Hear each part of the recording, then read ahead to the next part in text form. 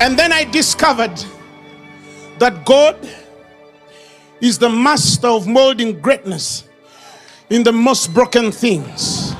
And then I started to study the Bible, and I started to see the Bible full of broken things, broken men, broken situations, broken circumstances, molded into greatness. I read through scripture and I started to see God begin with men at the worst time, and then he started knitting their destinies. He started knitting their stories. He started writing history with them. He started walking with them and establishing them. But where did he begin from? From weakness.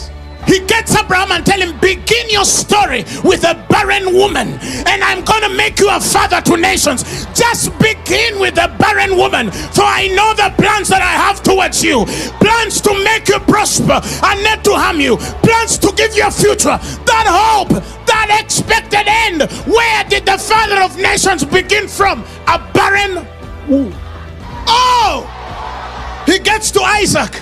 He also gives him a barren woman and dry wells, and he tells him, begin your story from here. He gets to Jacob. He gets him born with reproach. He's called Jacob, for he was a supplanter, a trickster. He enters Laban's household.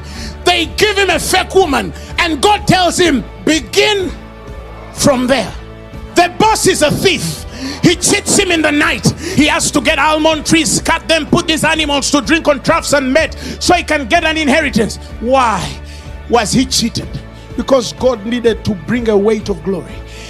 If Laban had paid Jacob, we would have not known a God who produces spotted and speckled animals from animals that are not spotted and speckled, simply by looking at trees which are streaked and drinking from Joseph. He strips him naked, throws him in a pit, and tell him, Joseph, begin from there.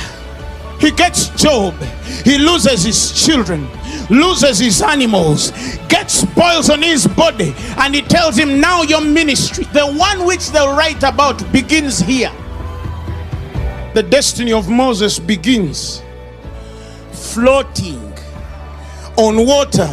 But God is aligning that little infant with a great destiny. He raises a Samson, he raises a Philistine, he raises a David. He brings bears and lions, he tears them up, and then he brings a Philistine of Gath. And then he's standing before his boy and he tells him, write your story. He did not wake up to write a story. That day he was taking bread for his own brothers.